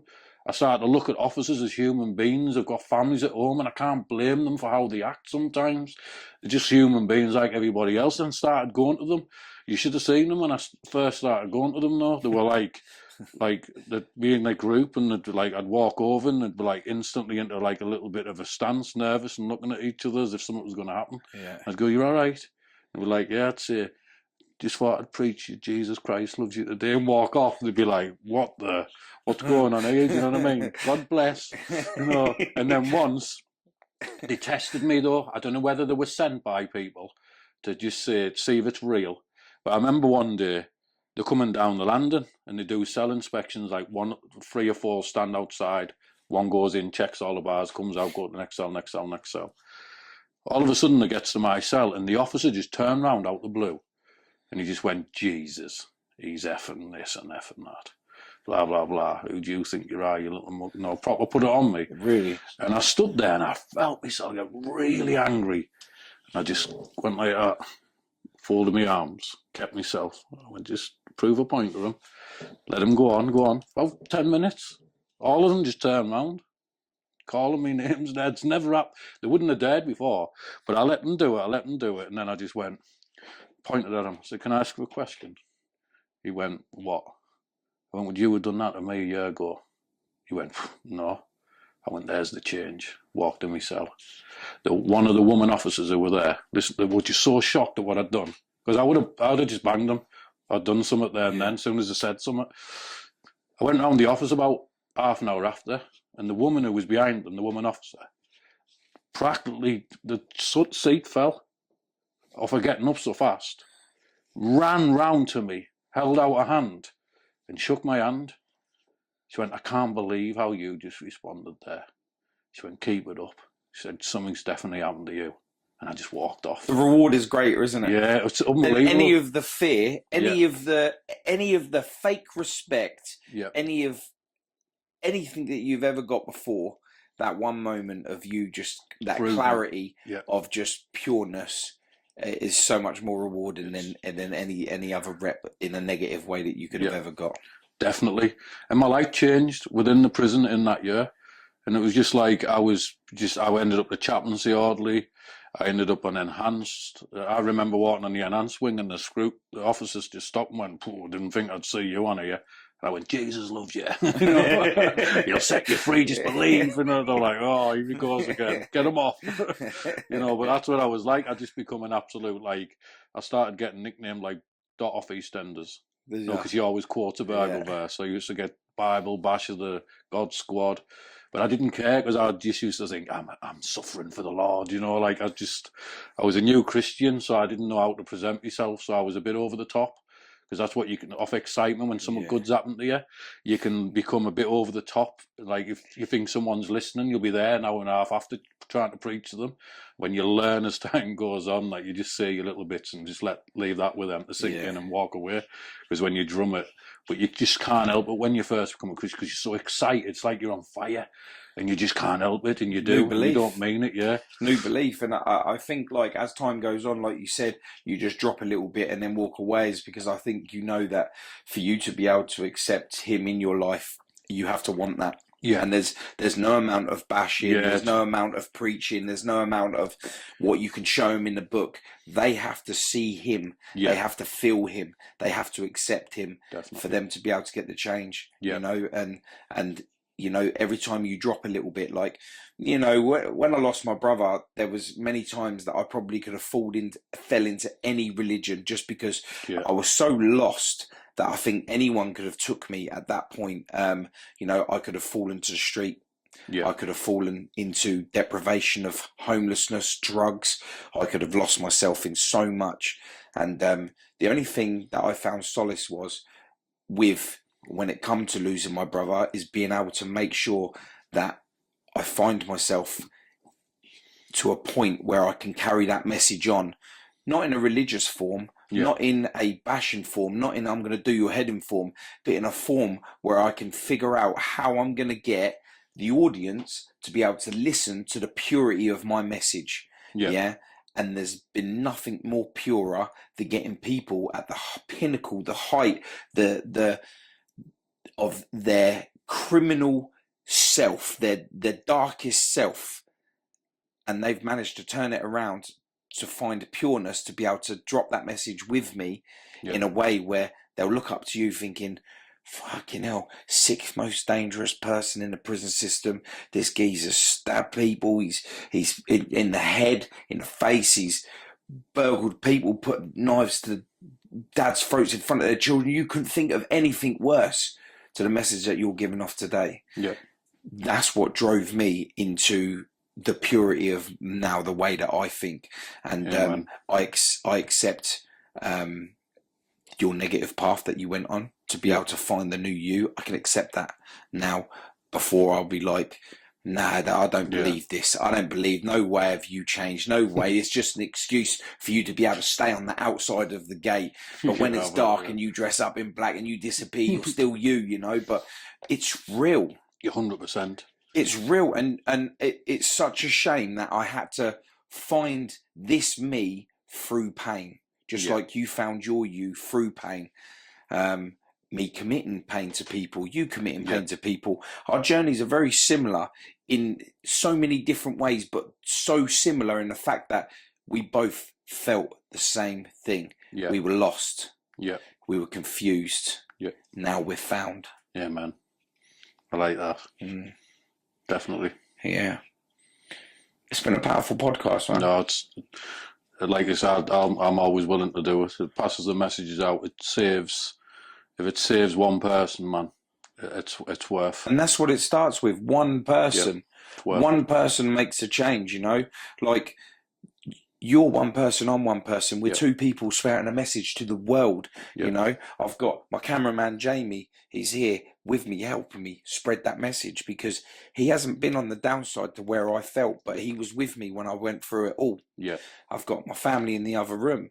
They were also felt my pain. They have not committed pain because they're pure people in the other room. They're not like how we are, how you was, how I was individually, how you was individually. They're not like that, but they're along for the journey. And with that, they're overhearing the conversation. They're listening to us. They're feeling the goodness that's coming from both of us. Tonight, not only have we put this on camera for the world to see, but these people are listening to us. You know, we're carving their minds for a positive outlook, which they wouldn't hear if we never went through the pain. Definitely. Maybe I have opened up to what you've opened up to. I think you believe in that one person, and I believe in the universe, but it's still the same thing, you know? It's like, it's hard to explain, but I believe that you understand. In what? In how I feel. As in, with confusion. Yes, 100%. I've been, 100% been there. That's what I'm saying. That's why I keep saying to you as well that I can't. Sometimes it's hard to explain. All I've got to do is just go with the flow and know all the experiences I had, know what happened, and go with it. But the silence in a moment that two people have, is clarity, in its finest and purest form. I think pain opens your mind, and it's a real shame because we're now in a position where we can carve the next generation without the pain. Yeah, 100%. Yeah, you know, and this is what you would class as God's work, right? Yeah, 100%. Because he sacrificed himself so others didn't need to be sacrificed, right? To be able to have his message pure enough for them to be able to carry that message on, right?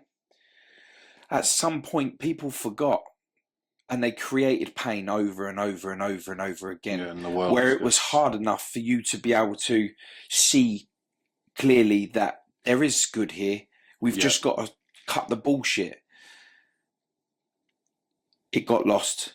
It's now found within you, within me, within people that we're touching emotionally on this, mentally. Yeah. And with that, we are able to be able to help others and the next generation, my children, your children's children, to be able to go through a positive life without having to feel the pain. Definitely. Because the way that we bring them up is of its purest form. Yeah. And you are there to take away the negative from them and feel the pain for them, to be able to still pick them up off the floor and guide them in the right direction. Yeah.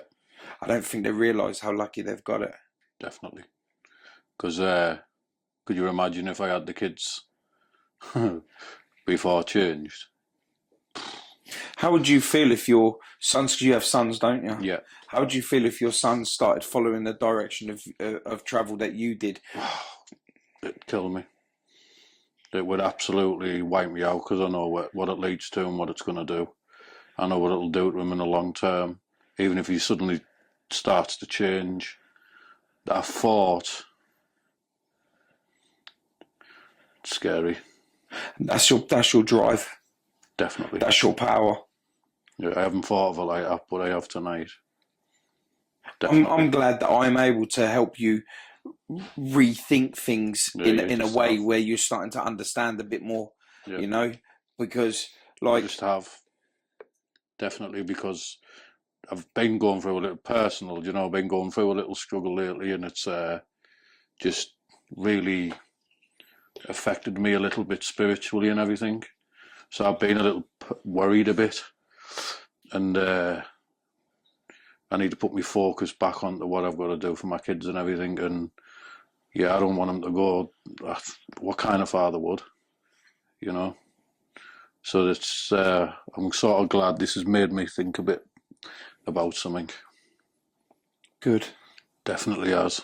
Maybe maybe I've been placed, you know, we weren't supposed to do our podcast till next month, you know. As a Christian, I believe personally, everything happens for a reason. Yeah. You meet everyone. No one, the Bible actually says, no man will come to you unless I draw them. What that means is you'll not meet anyone unless God intends you to. You know, so regardless of how that turns out, maybe I'm your God message. intended. I've been sent to you to, you have to help. You have. I've been struggling a bit about something, and I was losing track of things. And I've got another thing I was watching, because I've just been struggling that much. My head's been, no, I'm in a good place, but I mean just not doing any criminal activity, not doing anything, but I've just been going through a struggle. And I was watching this Lifer thing last night, which hit me as well. You know, and you just start thinking, I've had enough of it, I've had enough, I'm sick of it, you know. And it was Christmas morning, and he's doing life, obviously his kids are outside, and his grandkids. It was Christmas morning, you could hear him on the phone shouting, "Grandad, love you," and all that. And he got emotional, and he said, "Oh son, I'm going to have to go." He said, I can't cope. And he put the phone down, and I just felt God say, do you want to be in that position? Think about it with your kids and stuff. And I just thought, oh, my heart sank. And I just thought, could you imagine being in prison for the rest of your life? And you have to talk to your son once a year on the phone at Christmas, you know, and then you saying this, you know, it's just like, it's just opened my eyes a little bit. So, yeah. In a positive? 100%. Definitely. Maybe when you received the message, when you watched the Lifers thing, that you was trying to digest it in a way where you was trying to understand it again, and like, you know, I could deal with that, and maybe your message wasn't clear enough, and that I was put here to help strengthen that message for you to be like, that's what he was trying to get me to listen to, but I just wasn't listening. Yeah. It's both the things though. I only watched it last night. Both the things just stood out a bit. So what you've just said and that, what I've just said there, stood out last night and made me think, oof, think about what you're doing, idiot, you know. Yeah. And then you've just said that, and it's just, and then you're talking about my kids and how would you like. Well, first of all, if I wasn't with them, I wouldn't be there to guide them and put them down that right path and try and make sure that they don't go down that path. I literally, before me and you done, I'd just done a podcast with Ricky Killen, and he's just lives outside Durham here, and he's got a gym called Ruthless Gym. Ruthless Fitness, right? And he's got a book. I've got one of his book downstairs. He gave it to me tonight, and he turned around and said, prison and the criminal life was so glorified from his father that at 7 years old, all he wanted to do was go to jail. Oh wow! At 7 years old, yeah, he done everything he could to go to jail for acceptance from his dad from the age of 7 years old. Yeah, that's mad. That when he eventually got to jail, he was given 99 years. Right. So he was ready from 7 to go to jail for a little bit, thinking that I'll just do a little bit. But he went in, he chopped someone up with machetes, and his arm was like cut off and stuff, and it was IPP. Yeah. He got 99 years. Had to serve a certain amount of time before they'd let him out on if he was good, right? But he's got 99 years. So if he, you know what it's like, PP, you'll go back. You'll go back. You'll start your 99 years. A bit like license. Once they've got a grip. Once they've got you, they've got you. Yeah. And from 7 years old, that was mad. Guidance from his dad. So you imagine, that if a kid at 7 year old is looking to do exactly what his dad is serving life, think of the power that you have got on your children. Because if they look up to you, and you're the man that brought them into this world, you're the man that's supposed to guide them through this world. 100%. And if your guidance is to follow you and to be you, and they look up to you, even if you turn around and say, be like me, son, and I'll love you, it doesn't matter, because as far as they're concerned, you're their hero. Yeah. You're their dad. You're their savior. You're their protector. So if it's good enough for you to go to jail, just like if it's good enough for you to hit your missus, if it's good enough for you, and they see that when they get older and they end up doing the same as you can't tell them off, because they're just being like the person that they see most pride with. Yeah. And that's you. So wow.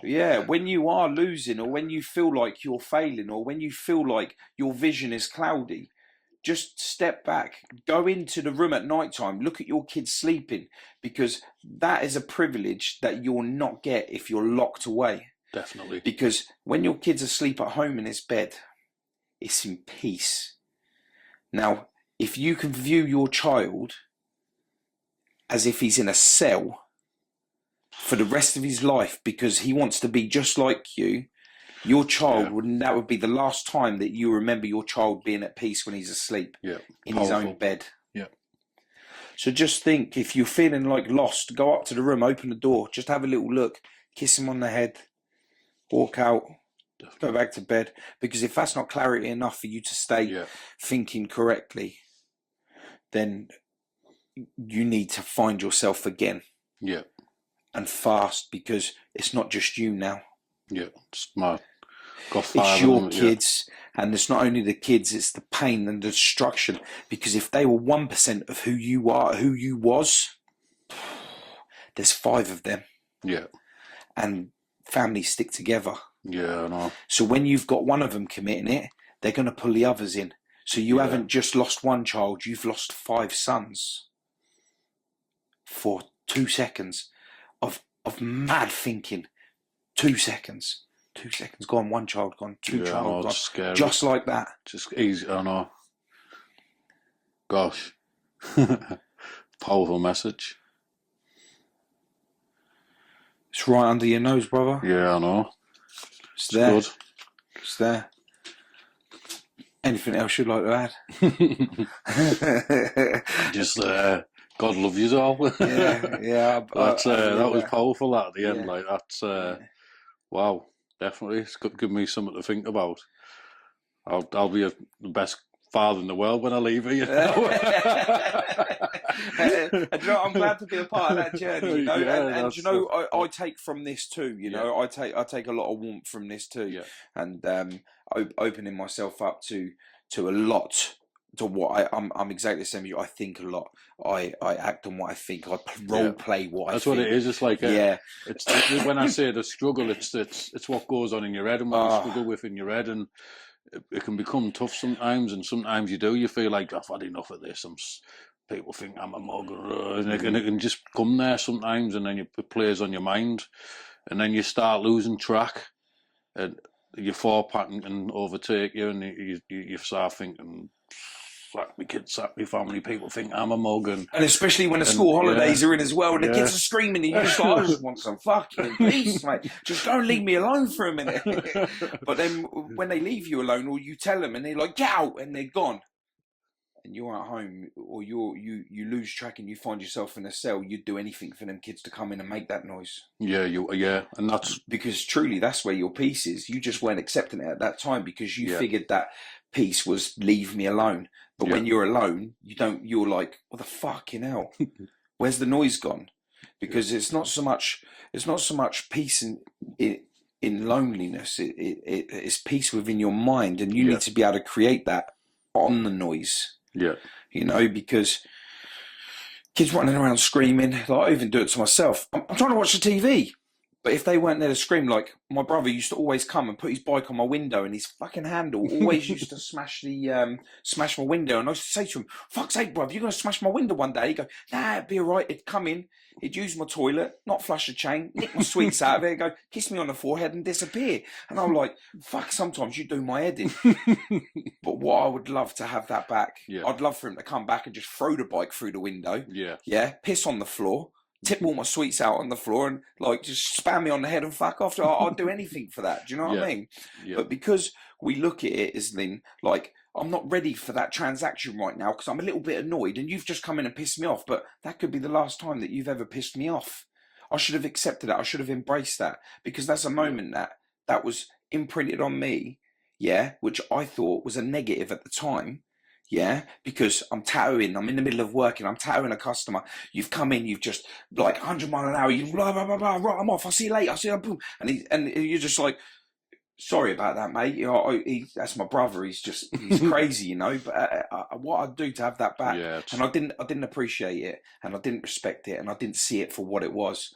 And that was a memory. Yeah. You know, I never saw it as a memory. I saw it as a problem. And you should never ever look at anything like it's a problem. Wow. Yeah. Crazy. It is. Yeah. And I think, like you say, there can be like what you've just said there. You know, your son could be annoying you or your kids, and then they go out one day, don't come back, and the last time the thing was shouting at them or get upstairs, you do me, I don't, whatever. And you don't want that to be, you don't know what's around the corner, do you? So you don't want things like that to be, like you just said, you don't want them annoyances to be your last memory. And you need to appreciate every second. That's what I'm getting. Because they can stress you out and stuff. Yeah. I've got 5 of them running wild, they're all under 12. So it's constantly fighting. Even today I was like, right, you get up them stairs, you don't be heading, and then tell it no. Oh, I've got 10 and only 1 above 12. 10. Everyone else 9. I've got 9 below 12, mate. Have you? Yeah. How do you do it? I'm good missus. She's the strength there, mate. I'm like, it is a bit stressed, but I think I don't know, you're just so busy feeling like you have to check them because of fighting all the time that I'm not appreciating it, you know. Yeah. And what if he goes out? No, because he's old enough now. The oldest boy's going out now on his own and stuff. And I panic when he goes out. I think, what if he gets knocked over? What am I going to do? And I'm like, God, out of anything in life, please, I just ask for one thing, you know. Well, you don't know what's around the corner, and just because you're a Christian doesn't mean that bad things don't happen to you. So I do. I panic a bit sometimes, and just that thought you put in my head there with your brother and stuff. It was a very powerful image in my head, which instantly the thought pattern came to my kids. Do you know what I mean? Mm-hmm. What if I was in that? You know, just appreciate it all. They stress you out. They get loud. They're having fun. They're not meaning to stress you out, are they? They're not meaning to be too loud that you can't hear the telly. So you tell them to go upstairs and play. Yeah. Because you just want them out the way. And if you think about telly, like you put a telly there as an example, right? Same as what I did. Anything that you see on TV is on plus. Yeah. You can rewind it. You can record it. So that memory, you can't replay that again. Yeah, it's mad. It's powerful what you've said. It is a bit of a powerful thing. And pausing daytime TV. Yeah. Like you just sit there and go, shut up and wait there. You can pick back up in a minute. No, you can just pause the TV. Yeah, you can't just do let them that. have a minute. Go and have your breather. Listen to them in there, just thinking to yourself, this is life. I created this life. Yeah. This is my creation. This is a representation of who I am now. These are, you know, so think about it. If your kids are a representation of you, how fucking annoying must you be? Oh, yeah. Think about that. Very. because you know your footprints are little footprints are taking that space. So if you're thinking they're annoying, they are a mini image of you. Yeah. So if you're like, fucking just stop. This is you, man. Yeah, it's class. It's good. A lot to think about that. It's good. Madness. God's good. That's all I say. Yeah.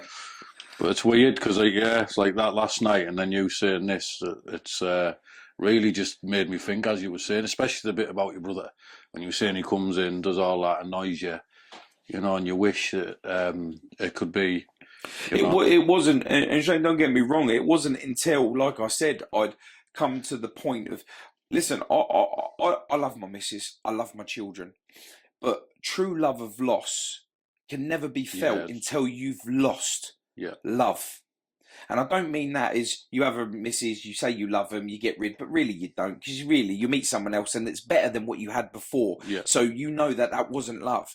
But when you lose love in a way where you can never express, you can never feel, you can never hear, you can never have no more memories. You've only got to capture the memories which you traded as annoyance, that you truly know what love was. I said from day one, I never really knew what love was until I lost my brother.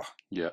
And that's when I started appreciating love for what it really was. Yeah. And that was true emotion and true feelings, and being able to, as a man, speak about this in a positive way where it'll accept somebody who doesn't see love, because as far as they're concerned, love is weak. Love is not pure. Love is fake. Love is Disney. You know, I must be weak if I was to open myself up to you. You know, two grown-ass men sitting here having watery eyes, talking about things that gets you emotional. It's because you're feeling love now. Yeah. Where before you rejected it. Yeah. And because you rejected it, you wasn't ready to be able to put the message to your children then. Yeah. But brother, you are now. Yeah, 100%. Definitely. Now. So when you don't get clarity in that within you thinking, I've had enough, just remember that at some point you started losing it. Go back to where you started losing it and start back from there. Yeah. You don't have to go over the whole lot again. You just need to go back to where it was and then wipe that and recreate it again. Because the more you push yourself, the more you put excuses in play, the more you stop your riches, your DNA, your next generation from being who they truly are. Noisy, messy, fucking not eating the food. Come on, you do this. Why ain't you doing as you're told? This is your creation, man. This is your lesson. This is your test. Because they're there and they will test you on a daily. See it for what it is, man. Because definitely. Because if you don't look at it as a memory, it's a problem. And if you get problems, that's the part with it to me is like, you know, just appreciate. So what if you're watching the telly and they make a bit of noise? You know what I mean? It's almost like you chuck them to the side. Get upstairs and play. Yeah. But you're missing out on them. They're just running about having fun, you know, and stuff like that. And that's what's hitting me when you're saying this stuff. You know, that's the things that's coming to my mind, because that's the things. You know, and when you say like, when my son goes out, he goes out now. Yeah. Maybe he's going out because he doesn't want to be quiet when you're watching TV. Yeah. So you're almost forcing him to go out because he doesn't want to be at home. Yeah. So it's every one of the actions that you make needs to be 100% for your family and not for you. Because when you become selfish and turn around and say, like, if say for instance, if you're down the pub and all your friends are talking and everyone's drinking, they turn around and say, you can be here, but you're not allowed to drink, you're not allowed to talk, you're not allowed to join in, you've just got to stay there. You've gone to a playground where you're not allowed to play. You remember, a kid's home is their playground. They don't realise it's their home until they pay the bills. You understand? So as far as they're concerned, they wake up in the morning, they're ready to play. You're telling them that they got to eat breakfast. They won't eat fucking breakfast until lunchtime, and then they'll wonder where dinner is. You know, so they're skipping all this stuff out. You're the one putting the rules there and stuff. So when you're sitting there and you're like, you know, go away, go sit down, go fucking just be quiet, do this, do that. And you know what? I've been guilty of it myself. You know, I can't sit here and say that my house is fucking nuts and I just allow them to do anything, because, you know, when I'm sitting there, I just need that peace. I think to myself, I need to think like how I say as well. Sometimes I get lost, even though it was me that opened your mind up to that. Yeah. We all are guilty of it. All of us are guilty of it. And don't let that be too late before you wish that you had the memories. Yeah, I know, and that's what it's making me think. It's I'm glad you've said it all, because it's made me think about it all. It's interesting. Yeah.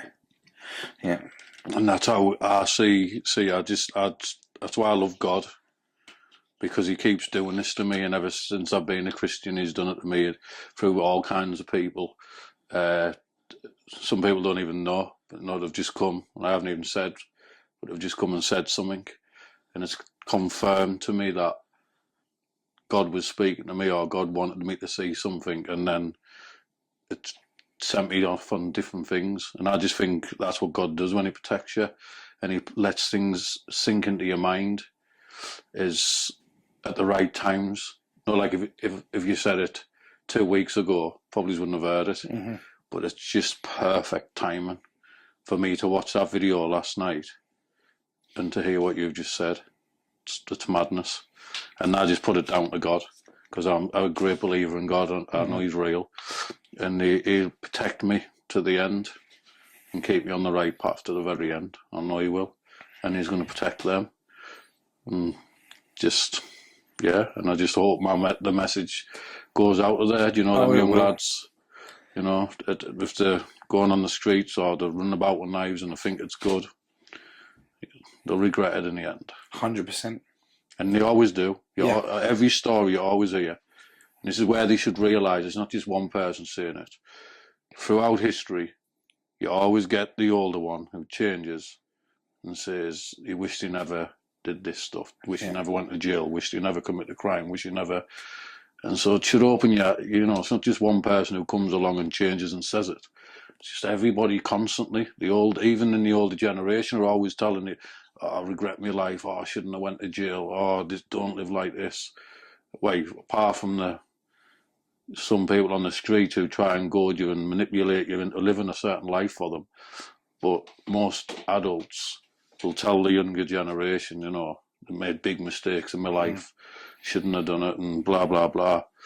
And it's just the biggest thing for me is what you lose in your life is the relationships in prison. So when you go to jail, say your brothers and your your friends and your cousins and your mums and your.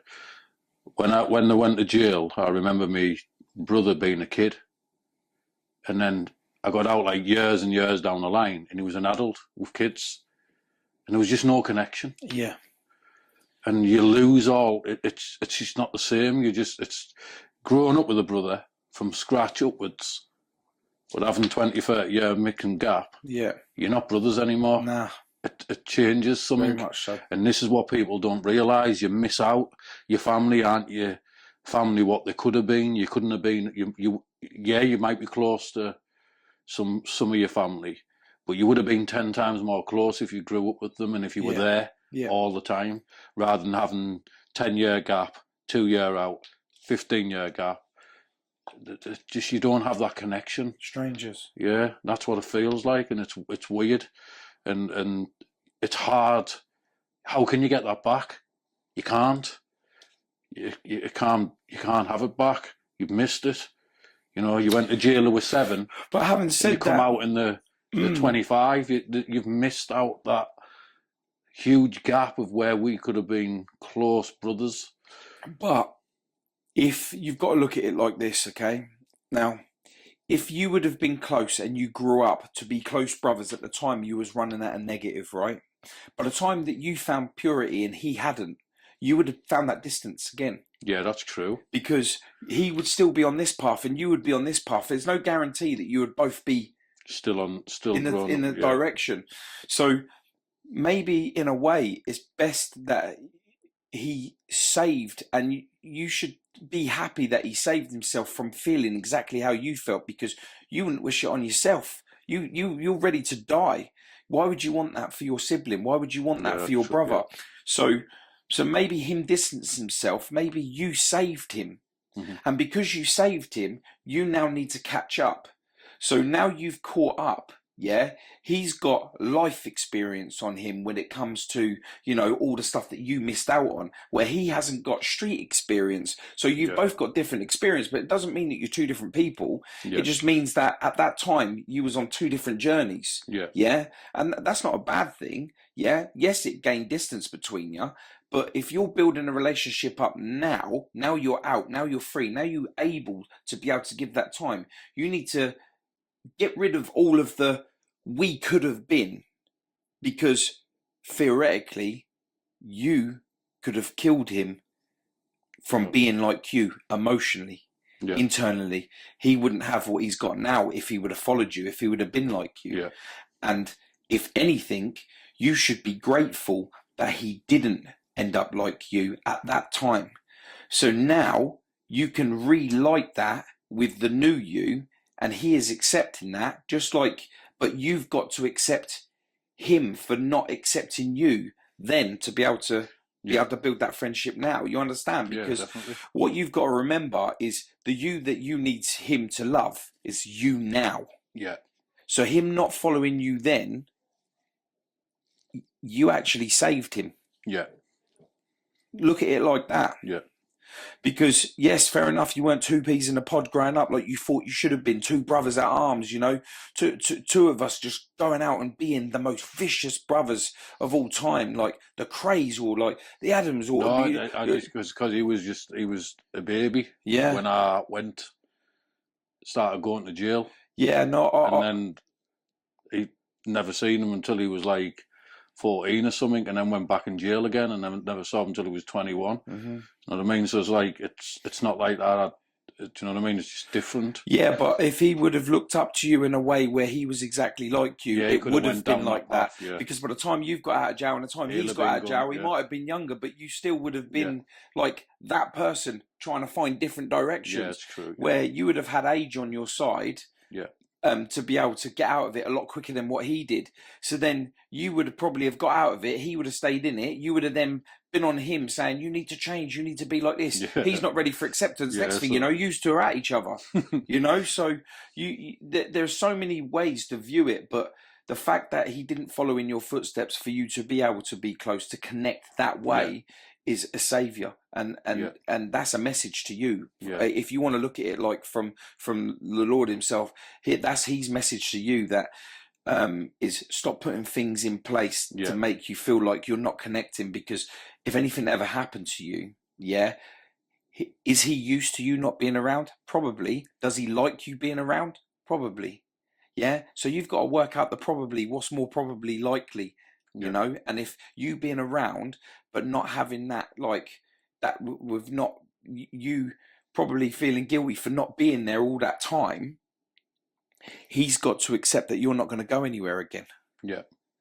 To be able to let himself go, to be able to accept you, to be able to have that relationship. Because as far as he's concerned, most of his life, you come and gone. Yeah. And if he opens up to allowing you in, yeah, he's got the fear that you want to take away from him so you can be closer, so you can feel it. But remember, without that fear, you can't have love. Yeah. So he needs to have that fear there to be able to accept that you ain't going to go nowhere. And whilst you have faith, and whilst people come in and out of your life to give you messages, he needs to know, and it might take a while. It might even be the point where you're onto your deathbed through old age. Yeah. But just know that at some point in your life, your brother will reach out to you, whether you're seeing him from a spirit or whether you're seeing him with your own bare eyes. And you will know that forever he has loved you. Yeah. And he's proud of you. But he will find it hard to connect with you that way, because he's worried if your distance will go again and you will be taken. You got to remember, when we love people, the fear is losing. Yeah. And if you're on a destruct of, you don't know if you're coming or going, you're struggling with your feelings, you're struggling with your emotions, he sees and understands that you struggle. You've got to remember, where he had the most powerful, most feared brother of all times, yeah, he wasn't safe because you wasn't around to protect him. Yeah. You should have been. Yeah. You should have been there. You should have been. You should have been. You should have been. As far as he's concerned. But at that time, yeah, you was trying to find yourself, so you couldn't have been there for him, even if he wanted it. But now you're out, he should be there for you. He should be there. He should be there. He should be there. But he's worried that you're not going to be there. Mm-hmm. So you've got to find that balance in proving to him that you ain't going anywhere. And whenever he's ready, you're ready to accept whatever he's got to say, whether it's like, you should have fucking been there. You let me down, you know? And you've got to be like, well, hang on a fucking minute. No, you've got to be like, I know, but I'm here now and I ain't going anywhere. Have you had that conversation? Because if you haven't, you should. Mm-hmm. Because I bet you it's along them lines. I know this myself. The power is in the message. It's always has been. It's as clear as day. Yeah. Prove that you are now here, mm-hmm. and you ain't going anywhere, and you'll see a different person. Yeah. And you'll have the relationship. Cut out all of that stuff about, I should have been there, the distance is there. There is no time like the present to create a new friendship, whether it's blood or whether it's not. Yeah. If you feel like it's pure enough to happen, make it happen. There's no excuse that should stop that, because once that gets taken away from you, all you'll live is in regret. Yeah. And that could be the trigger that sends you back to hell. Yeah. Know your journey, know your path, accept it, challenge it, change it. Yeah. Definitely. This is you, man. Yeah, man. Definitely.